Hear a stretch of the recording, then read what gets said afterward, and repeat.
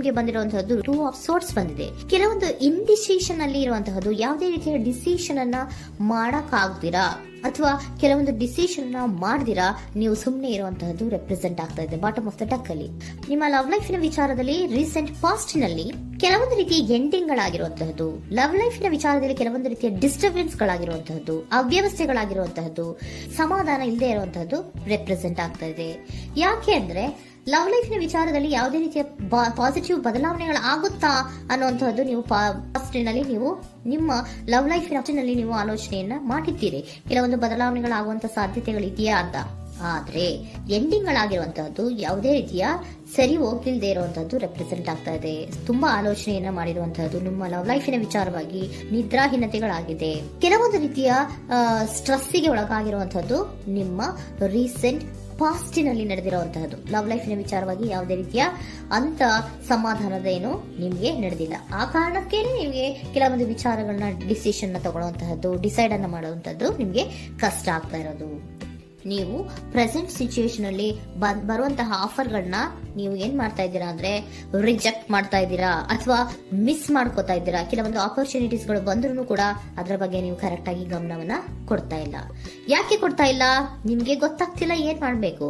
ಅದಕ್ಕೋಸ್ಕರ ನೀವ್ ಏನ್ ಮಾಡ್ತಿದ್ದೀರಾ, ಎಂಡಿಂಗ್ ಆದಂತಹ ಆಫರ್ಗಳಿರ್ಬೋದು ಅಥವಾ ಬೇರೆ ಯಾವುದೇ ಆಫರ್ಗಳಿರ್ಬೋದು ಬಂದ್ರೆ ಅದನ್ನ ನೀವು ಗಮನನೇ ಕೊಡದೇ ಇರುವಂತಹದ್ದು. ಯಾವುದೋ ಕೆಲವು ವಿಚಾರ ನಿಮ್ಮ ಲವ್ ಲೈಫಿನ ವಿಚಾರವಾಗಿ ಕೆಲವೊಂದು ರೀತಿಯ ಮತ್ತಷ್ಟು ಮುತ್ತದ್ದು ಅಂದ್ರೆ ರಿವ್ಯಾಲ್ಯೂಯೇಷನ್ ಅನ್ನ ಮಾಡ್ತಾ ಇರುವಂತಹದ್ದು ಪ್ರೆಸೆಂಟ್ ಆಗ್ತಾ ಇದೆ. ಪ್ರೆಸೆಂಟ್ ಅಲ್ಲಿ ನಾನು ಯಾವುದೇ ಆಫರ್ ಅನ್ನ ತಗೊಳ್ಳುವಂತ ಸ್ಥಿತಿಯಲ್ಲಿ ಇಲ್ಲ ಅನ್ನುವಂತ ರೀತಿಯಲ್ಲಿ ನೀವು ಆಫರ್ಗಳನ್ನ ಮಿಸ್ ಮಾಡ್ಕೊಳ್ಳುವಂತಹದ್ದು ಅಥವಾ ರಿಜೆಕ್ಟ್ ಮಾಡುವಂತಹದ್ದು ರೆಪ್ರೆಸೆಂಟ್ ಆಗ್ತಾ ಇದೆ. ನೆಕ್ಸ್ಟ್ ಕಾರ್ಡ್ ಬಂದಿರುವಂತಹದ್ದೇನು, ಪ್ರೆಸೆಂಟ್ ನಲ್ಲಿ ಪೇಜ್ ಆಫ್ ಸೋರ್ಟ್ಸ್ ಬಂದಿದೆ. ಯಾವುದೋ ಒಂದು ನಿಮ್ಮ ಲವ್ ಲೈಫಿನ ವಿಚಾರವಾಗಿ ಬಹಳಷ್ಟು ಕ್ಯೂರಿಯಾಸಿಟಿಯಿಂದ ಏನೋ ವಿಚಾರವನ್ನ ತಿಳ್ಕೊತಾ ಇದ್ದೀರಾ, ಬಹಳಷ್ಟು ಕ್ಯೂರಿಯಾಸಿಟಿಯಿಂದ ತಿಳ್ಕೊತಾ ಇದ್ದೀರಾ ಏನಾಗ್ತಾ ಇದೆ, ಹೇಗಾಗ್ತಾ ಇದೆ ಅಂತ. ತುಂಬಾನೇ ನೀವು ಕೆಲವೊಬ್ರು ಲವ್ ಲೈಫಿನ ವಿಚಾರದಲ್ಲಿ ತುಂಬಾನೇ ಮಾತು ಕೂಡ ಆಡ್ತಾ ಇರುವಂತಹದ್ದು ರೆಪ್ರೆಸೆಂಟ್ ಆಗ್ತಾ ಇದೆ. ಏನಾಗ್ತಾ ಇದೆ, ಹೇಗಾಗ್ತಾ ಇದೆ, ಈ ಗಲಿಬಿಲಿಗಳು, ಡಿಸ್ಟ್ರಾಕ್ಷನ್ಸ್ಗಳು ಅಥವಾ ಡಿಸಿಷನ್ಸ್ ನ ಮಾಡಕ್ಕಾಗದೆ ಏನಕ್ಕೆ ಒದ್ದಾಡ್ತಿದೀವಿ ಅನ್ನೋದ್ರ ಬಗ್ಗೆ ಕೂಡ ನೀವು ಕೆಲವೊಂದು ರೀತಿಯ ಮಾತಾಡ್ತಾ ಇರುವಂತಹದ್ದು ರೆಪ್ರೆಸೆಂಟ್ ಆಗ್ತಾ ಇದೆ. ಯಾವಾಗ ಕೆಲವೊಂದು ವಿಚಾರಗಳಲ್ಲಿ ನೀವು ಮಾತಾಡಿ ಕ್ಲಿಯರ್ ಅನ್ನ ಮಾಡ್ಕೊಂತೀರೋ ಆಗ ನೀವು ಕೆಲವೊಂದು ರೀತಿಯ ಆಕ್ಷನ್ಸ್ ಗಳನ್ನ ತಗೋಬೇಕು ಅನ್ನೋ ನಿರ್ಧಾರವನ್ನ ಮಾಡಿರುವಂತದ್ದು. ಆಫರ್ಗಳು ಬಂದ್ರೂ ಕೂಡ ರೆಫ್ಯೂಸ್ ಮಾಡ್ತೀರಾ. ಆದ್ರೆ ಏನೀಗ ಹಿಂದೆ ಪಾಸ್ಟಿನಲ್ಲಿ ನಡೆದಿತ್ತೋ ಅದು ಯಾಕಾಯ್ತು, ಏನಕ್ಕೆ ಹಂಗಾಯ್ತು ಅನ್ನೋದ್ರ ಬಗ್ಗೆ ಕೂಡ ನೀವು ಮಾತಾಡುವಂತ ಸಾಧ್ಯತೆಗಳು ರೆಪ್ರೆಸೆಂಟ್ ಆಗ್ತಾ ಇದೆ ಅಟ್ ಪ್ರೆಸೆಂಟಿನಲ್ಲಿ. ಆಮೇಲೆ ನೀವು ಮಾತಾಡಿದ ಮೇಲೆ ಕೆಲವೊಂದು ರೀತಿಯ ನಿರ್ಧಾರಗಳನ್ನ ಮಾಡುವಂತಹದ್ದು. ನೈಟ್ ಆಫ್ ವೈಂಡ್ಸ್ ಬಂದಿದೆ. ಸೊ ಆವಾಗ ನೀವು ನಿಮ್ಮ ಕೆಲವೊಂದು ವಿಚಾರಗಳಲ್ಲಿ ಕ್ಲಾರಿಟಿಗೆ ಬಂದ ಮೇಲೆ ನಿಮ್ಮ ಲವ್ ಲೈಫಿನ ವಿಚಾರದಲ್ಲಿ ಕೆಲವೊಂದು ಆಕ್ಷನ್ ಗಳನ್ನ ತಗೊಳ್ಳುವಂತಹದ್ದು ರೆಪ್ರೆಸೆಂಟ್ ಆಗ್ತಾ ಇದೆ. ಹಾಗೆ ಏನ್ ಆಕ್ಷನ್ಸ್ ಗಳನ್ನ ತಗೋತೀರಾ? ಈಗ ಕೆಲವೊಂದು ರೀತಿಯ ಆಫರ್ಗಳನ್ನ ನೀವು ಬಂದಂತಹ ಆಫರ್ಗಳನ್ನ ನೀವು ಏನ್ ಮಾಡಿದೀರಾ, ರೆಫ್ಯೂಸ್ ಅನ್ನ ಅಟ್ ಪ್ರೆಸೆಂಟ್ ಅಲ್ಲಿ ಮಾಡಿದ್ದೀರಾ. ಈಗಲೂ ಕೂಡ ನೀವು ಬಂದಂತ ಆಫರ್ ಅನ್ನ ನೀವೇನ್ ಮಾಡ್ತೀರಾ, ರೆಫ್ಯೂಸ್ ಅನ್ನ ಮಾಡ್ತೀರಾ ಅಥವಾ ರಿಜೆಕ್ಟ್ ಅನ್ನ ಮಾಡ್ತೀರಾ. ಯಾಕೆ? ಸೆಕೆಂಡ್ ಕಾರ್ಡ್ ನಿಮ್ಗೆ ಇಮಿಡಿಯೇಟ್ ಫ್ಯೂಚರ್ ನಲ್ಲಿ ಸೆಕೆಂಡ್ ಕಾರ್ಡ್ ಬಂದಿರೋದು ಯಾವುದು, ಹಾರ್ಮೆಟ್ ಕಾರ್ಡ್ ಬಂದಿದೆ. ಸೊ ಲೋನ್ಲಿನೆಸ್ ಅನ್ನ ರೆಪ್ರೆಸೆಂಟ್ ಮಾಡುತ್ತೆ. ಯಾಕೆ ಲೋನ್ಲಿನೆಸ್ ಅನ್ನ ರೆಪ್ರೆಸೆಂಟ್ ಮಾಡುತ್ತೆ? ಬೇಡಪ್ಪ, ಈ ಜಗ್ಲಿಂಗ್ ಗಳೇ ಬೇಡ. ತುಂಬಾ ಜಗ್ಲಿಂಗ್ ಇದೆ ನಿಮ್ಮ ಲವ್ ಲೈಫಿನ ವಿಚಾರದಲ್ಲಿ. ಕೆಲವೊಬ್ಬರಿಗೆ ತುಂಬಾ ಜಗ್ಲಿಂಗ್ ಇದೆ. ಯಾವಾಗ್ಲೂ ಬ್ಯಾಲೆನ್ಸ್ ಅನ್ನ ಮಾಡ್ತಾ ಇರ್ಬೇಕು. ಈ ಕಡೆಗೆ ಹೇಳಿದ್ರೆ ಆ ಕಡೆಗೆ ಹೋಗುತ್ತೆ, ಆ ಕಡೆಗೆ ಹೇಳಿದ್ರೆ ಈ ಕಡೆಗೆ ಬರುತ್ತೆ. ಯಾವ ಕಡೆ ಅಂತ ಮಾಡೋದು ಅನ್ನುವಂತಹ ಆಲೋಚನೆಯನ್ನ ಮಾಡ್ತಾ ಇರುವಂತದ್ದು.